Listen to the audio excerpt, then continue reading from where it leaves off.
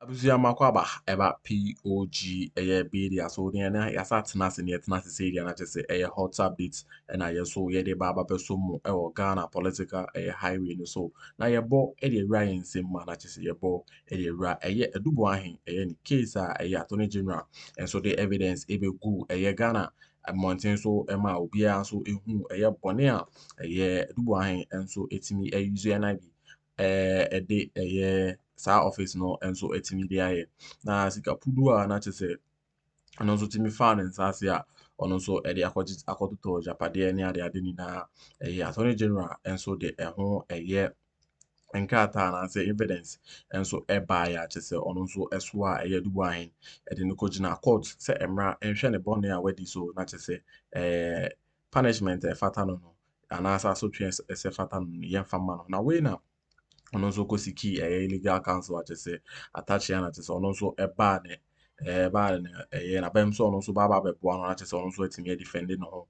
wo saa case a ono nso ekonya wo NIB office wo na we na Akyéaa de nsem bi ababetodwa efa witness a ono nso kabia ewom wo saa case yi na omebodi ana chese the former defense minister K.Dapààh na chese ono nso etimi born di se ombra na onfa nsem emba megudwa so emba court chese se Addo Boahen guilty ana se onya guilty ana K.Dapààh so kame akoye se ne ho bon issue ne senti ono nso ababonten ana se court wo akoka de wom eni na dia check court na buziama se bejibre na yabo the man you just saw on the screen there, that's Addo Boahen, that's Akyéaa. He said that he has actually spoken to the former Minister for National Security, K.Dapààh, on the charges against his client, Addo Boahen.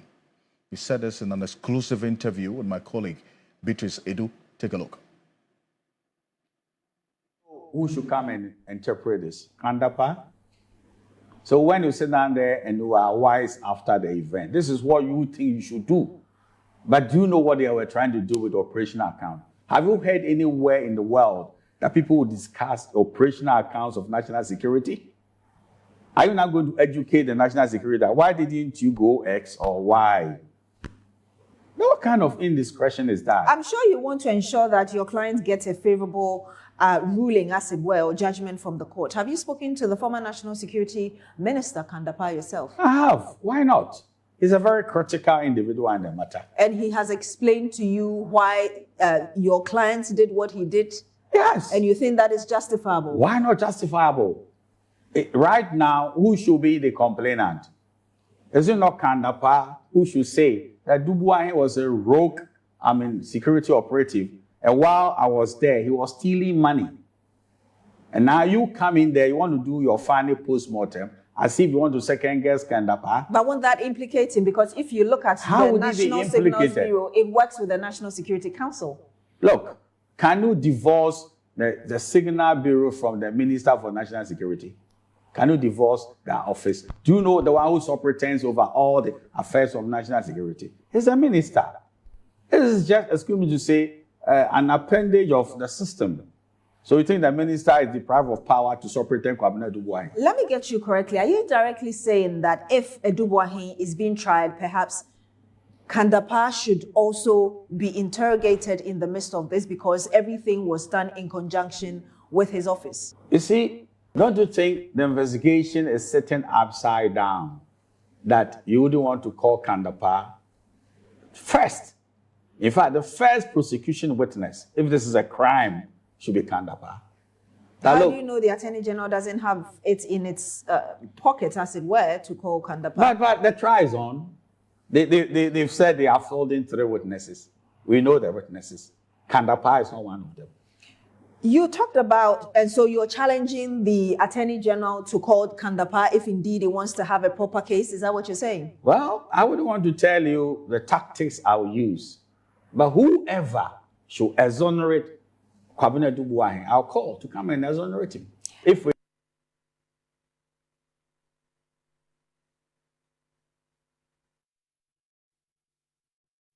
Well, that's Akyéaa there. He's a lead counsel for Addo Boahen, the former National Signals Bureau chief. who is standing trial as we speak.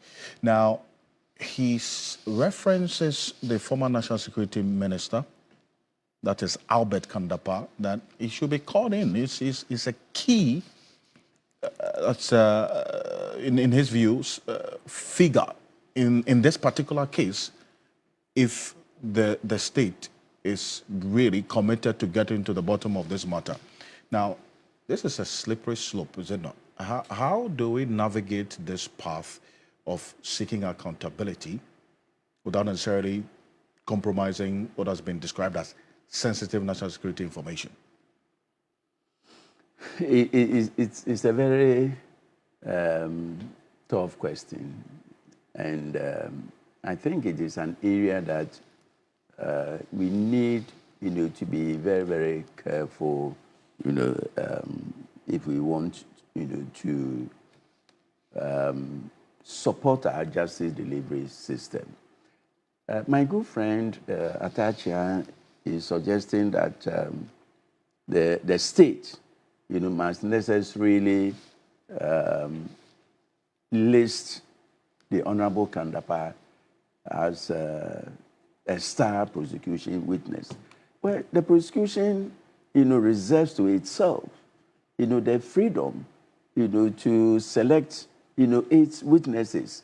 And if it feels that K.Dapààh, shouldn't, be one of the witnesses, I don't see why, the defense counsel or the accused person, can insist that because of a certain relationship, therefore, the former Minister for National Security, must, be brought into, the criminal, trial as a star witness. It's up to, the Director of Public Prosecution, to choose or select, the witness, the persons, to testify as prosecution witness. It is not, if the defense feels that K.Dapààh, is vital, they should know what to do.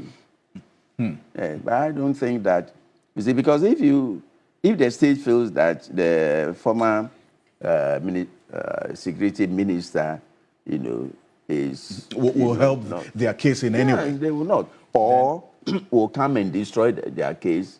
The prosecution is not, bound, is not obligated. It is not, something that the criminal justice system will insist that, they may or they may not. He said he's spoken to K.Dapààh. And if he's prepared to, to go and speak and the state says no, what can K.Dapààh do? Oh, Mr. Koten, Emmanuel Koten is a security analyst, and this matter has both the law and the security at play. He's joining us on Zoom right now. Emmanuel Koten, can you hear us? Good evening. Thank you for joining us here on Ghana Tonight. Well, Fred, thank you for having me. Good evening to our cherished listeners. Great. During the early period of this trial, there was a document that was leaked which contained some sensitive national security expenditure items. We're going to put that on the screen right now. And now, hearing what Samuel Akyéaa is talking about, I'll draw you in on how this path should be and could be navigated. And this is it. You recall that there was this Operation Calm Life, anti-kidnapping, violent crimes. This document that was leaked said the reported amount of over 3.7 million had been allocated between 2020 and 2024. The justification on the face of the document was that it was for the stability of the nation, counter violent crimes, and this was received by various personnel and activities. And then also there was a parliamentary, special enactment of National Signals Bureau Act 2020, some 960,000 on the face of that document between 2020 and 2021, which was then described as MP's allowances for the members of the Defense and Interior Committee. We had some members of the Interior Committee coming out to say, well, they don't know about this. Parliamentary, another one as well, the Subsidiary Legislation Committee, some 309,000 was reported to have been given as allowances. Election special operations, allowances and logistics, over 7.2 million for the 2020 elections, for the stability of the nation and peaceful polling. And this was received by various personnel and activities. Then you have election special ops, allowances and logistics, and then the elections, special operations, support for opposition parties as a communication equipment for election results coalition. This was also denied. At the time, all the opposition parties said they don't even know where this money went to. Then you have some over 5 million CDs said to be election special ops, logistics, vehicles, 2024 Nizam Patrol Platinum, and others. This was supposed to, Mr. Koting, under normal circumstances, this would have qualified to be national security or classified information, right? But in the midst of all of this, we got to know of this. It became public because it was leaked. Now, Samuel Atasha is suggesting that K.Dapààh is one person the state will have to speak to if they want to get to the bottom of this matter. Is this as a path that would be worth traveling on this case? Well, Alfred, thank you for having me once again. You see, one of the fundamental challenges in democratic societies is ensuring that national security operatives don't become shield for corruption whilst maintaining operational security. And here's why, Alfred. You see, democratic countries establish the fight against corruption as a core national security interest. Because corruption, as we all know, corrodes public trust. It hobbles effective governance. It also distorts markets and equitable access to service. And sometimes it undercuts development efforts. And eventually it contributes to national fragility, extremism, and migration, and what have you. In our part of the world, our national security architecture is opaque. As a result of that, people hide under it to perpetuate all manners of fraud. And this is a classical example of why we need to learn from best practices. Let's look at the United Kingdom, Alfred. You see, the UK has established the Intelligence and Security Committee of Parliament with statutory responsibility for oversight of the UK intelligence community. That is included the MI5 and the MI6. If you look at the committee, it was strengthened and Jumede ya message so but drop like na so subscribe to a POG political media so any the new book so or be drop subscription no I see the notification bell no na wa share no for so answer so etimi aka no so ehun de e corner don't forget so betimi so abo e dey write the comment section no na also wetimi edim komo na POG media boys no yes we beba na baba be ma ho e mo na ensema say eno so e free e attach anum e dey buy no chese e Witnesses are Attorney General and I'm court no so at all once are from some bra don't be the academy ewo a year. Addo Boahen case just say no so ewo court no na on also HM say a K.Dapààh so no to cry a valid information e betimi so ejina sign info be free on ho e dey determine whether say a Ken and I said, sorry, Addo Boahen, guilty, and I said, you're guilty. And also, encourage witness in home. The science who say, yes, our witness, and so ABD, a year in a kitchen on bedi no, and year into on a client no, and on favor. Now, sir, a year court no, so man, a yes, our opportunity no, on also entrance of our free K.Dapààh. No so embra and omeka assembly be. Measures about to us na yeti issue no. Under the Justice and Security Act of 1913, the Security Act of 2013, sorry. And if you look at the legal powers it has, it is not voluntary like our part of the world, where any small thing we say that because of national security consideration, we can do A or B or C, creating that environment where people can perpetuate this kind of crime. If you look at the case of Canada, the Canadian, they replaced its previous oversight body with the National Security and Intelligence Review Agency. which now includes oversight of all national security and intelligence activities. So you see that their operations and oversight is responsive to the needs of their democracy. In the United States of America, you know, the FBI operates under multiple oversight layers. We have the Department of Justice, the Congressional Oversight Committees, Right. and the Judicial Review Investigative Steps, the National Accountability through the Office of Professional Responsibility, and Whistleblower Protection for Bureau employees. In our part of the world, Alfred, what is really our national security architecture? So I would think our parliamentary oversight committee is letting us down, because Parliament itself has become overly partisan. If you watch the debate in Parliament, anything the government of the day brings on the floor of Parliament, once it has the majority and it's what the government wants, everybody is whipped in line. Right. So now we need to look at how we can overcome some of these things through the tight transparency principle. And when I talk about the tight transparency principle, government must allow accessibility, timely information about public spending when it comes to defense and security information. Exemptions based on national security are necessary, which I agree as a security practitioner. But there is the need for clear and rigorous guidelines for withholding information to prevent abuses, just like we are having in this instant case. So it's a very interesting story.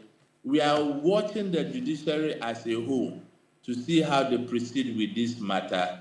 We are not looking that they should hang the dog because it has a bad name. There should be precedent so that it can guide our democracy moving forward. And as a country too, we need to start having a conversation as to what we need to do moving forward over some of these things. I think we can introduce independent anti-corruption agencies. Unfortunately, we have the special prosecutor and the UOCO. Right. Also, if you look around things around these agencies, there's political undercurrent somewhere, or they are poorly funded.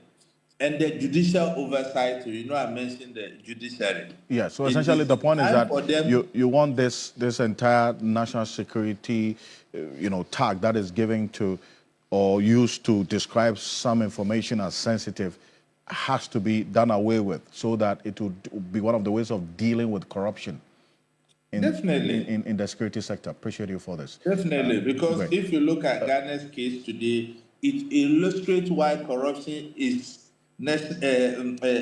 why corruption in national security is not about moral failure, but it's about system begging to be gained. So we have deliberately created systems where officials of this national security operative can bend by their whims and caprices for personal gains or whatever. Right. Thank you so much. Emmanuel Kutin is a security analyst joining us on this.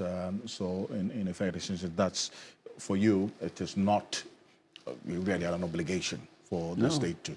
It's just a matter of choice. Thank you so much for joining us. Sure. Kwekwansa Sarah is the former director of the Ghana School of Law, and then also the founder and director of Mount Crest University College. They're also training upcoming lawyers. Thank you so much for joining us here on Ghana Tonight. Coming up next, the matter of Galamsey is on the radar. This is Ghana Tonight. The coalition against Galamsey is saying it is outraged over what it describes as the government's failure to recognize the urgency of the illegal mining crisis. This comes on the back of the president's position about not being too eager. He says he's reluctant to declare a state of emergency. This was in response to a question that journalists asked him when he met the media last week. Let's take a listen to the president first on his position on the calls for him to declare a state of emergency. Let's take a listen to the president now.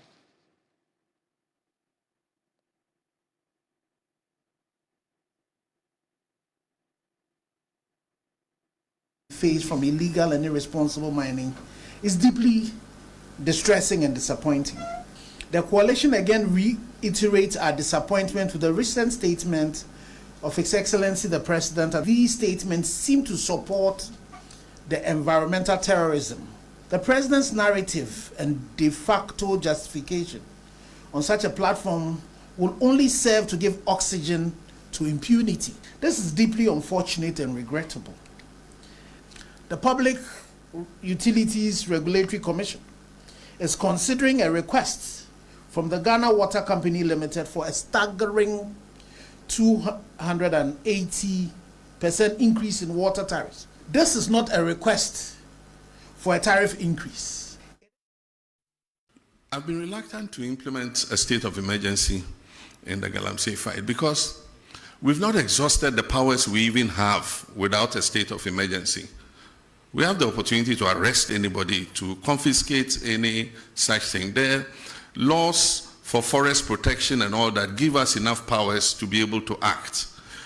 Implementing a state of emergency might sound nice, but it should be the last extreme, the last resort. So for now, let's exercise all the powers we have. And if it becomes necessary for a state of emergency, then we'll look at it. It means we have to go to Parliament. The President can't just declare a state of emergency without, going to Parliament, because there's a limit to how long you can maintain that state of emergency. That's the President there, and these are the issues that he says, the progress that underpins his reluctance. Over 1,000 illegal miners arrested, special calls in the offing to speed up prosecution, 440 and over excavators impounded, more than 1,400 water pumps destroyed, 300 chamfam machines seized in recent months, 980 security personnel recruited and deployed to protect water bodies and forest reserves. By the end of the year, additional 1,020 personnel will be added. Engineer Dr. Ken Ashigbe is joining us. He's the leader of the convener of this Ghana Coalition Against Galamsey. They addressed the press conference earlier today. Engineer Dr. Ashigbe, good evening. Thank you for joining us. Thank you very much. And thank you for having me. Great. Now, with all the progress as outlined by the President earlier in the week, that's last week, does that justify the reluctance that he has to declare a state of emergency that you are asking that it should be done now? All of this progress that he talked about. Well, the interesting thing is that not only is the Ghana Coalition asking for it, the Catholic Bishops' Conference have also issued a statement, and they are also asking for it. They say, we therefore urge the President and his government to declare without hesitation a state of emergency in most of the affected mining zone and around endangered water bodies. And we completely agree with this. You see, the President talks about the last resort. The last resort is when turbidity that is supposed to be at 5 NTUs is at 32,000 NTUs. Last year, when we started clamoring, at the St0rm water treatment plant, it was 14,000 NTUs that we're talking about. The President talks about other things that have to be done. He talks about 9 forest reserves, but there are over 40 forest reserves that have been impacted so gravely. The President talks about chamfans having been seized. But if you see chamfans, and currently, when you drive by on the road from Takwa all the way to Obuasi, by the side of the road, Accra to Kumasi, you will see it by the side of the road.